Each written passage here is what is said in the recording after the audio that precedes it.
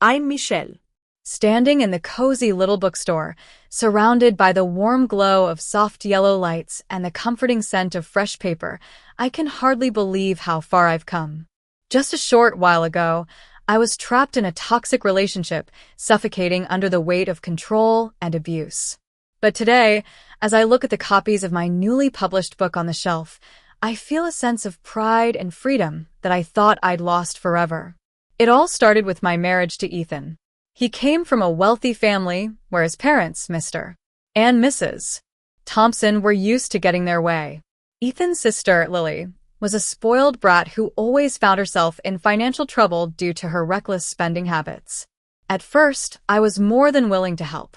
I believed in the power of family and wanted to support them in any way I could. But as time went on, Lily's emergencies became a regular occurrence, and I began to realize that our constant financial aid was only enabling her irresponsible behavior. One morning, as soft sunlight filtered through the dining room window, casting gentle streaks of light across the worn oak table, Lily texted me again, asking for my credit card to handle yet another so-called urgent issue. I knew I couldn't keep going like this. When I refused, Ethan was furious. He paced back and forth in the dining room, his steps creaking loudly on the floor. "Michelle, what were you thinking? Refusing Lily? She's my sister," he snapped, his voice cold and full of anger. I tried to reason with him, explaining that giving her the credit card was only making things worse and that she needed to learn how to manage her finances. But he wouldn't listen. "You don't have siblings, Michelle. You don't understand what family responsibility means," he shouted, his words like knives stabbing at my heart. I took a deep breath and held my ground. "I do understand responsibility, Ethan.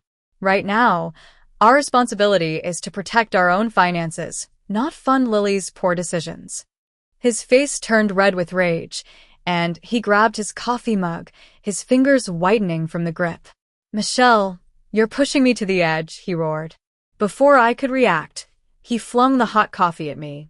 Scalding liquid splashed across my face, neck, and shirt, searing my skin. I screamed in pain as Lily gasped in shock. "You made me do this. If you won't give Lily the card, then get out of this house now," Ethan shouted, livid. I looked up at him, tears streaming down my face. In that moment, I realized that I had never truly belonged in this family. I was always the outsider, expected to sacrifice and stay silent to keep the peace. After that incident, I knew I had to leave. But I had isolated myself from my friends and family over the years because Ethan always got annoyed whenever I spent time with them. As I scrolled through my contacts on my phone, I stopped at the name of my best friend from college, Ava. We hadn't spoken in a long time, mainly because of Ethan's constant complaints. Hesitantly, I pressed call. Ava's warm and surprised voice on the other end of the line brought me to tears. I poured out my heart to her, telling her about the abuse and control I had endured.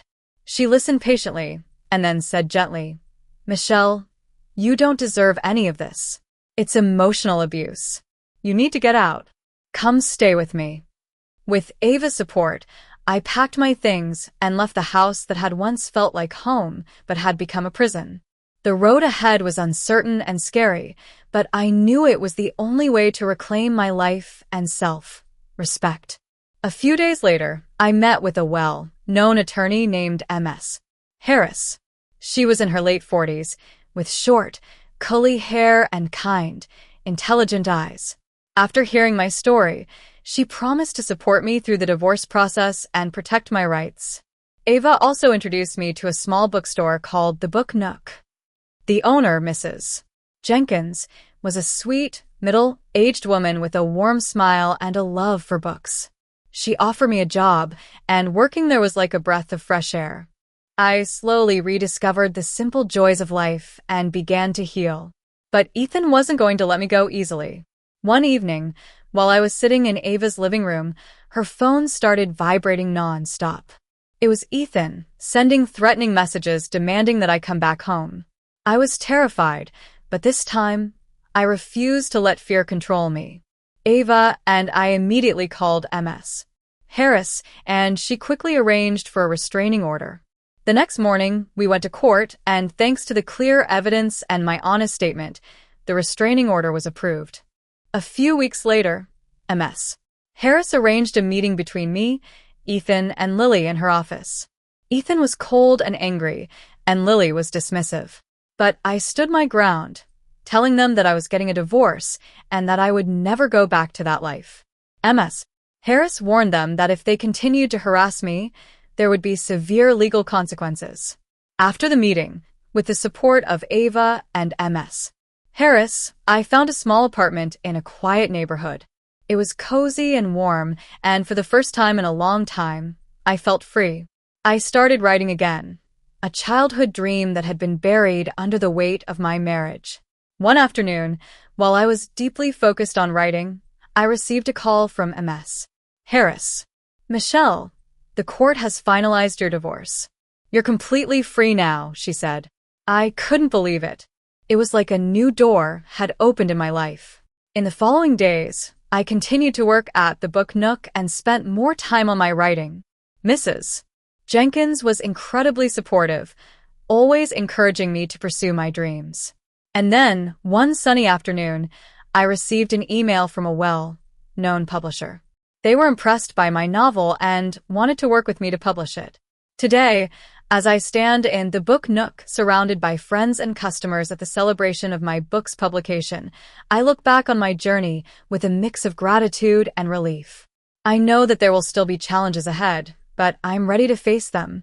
I'm the author of my own story now, and I'll write it without limits, without fear.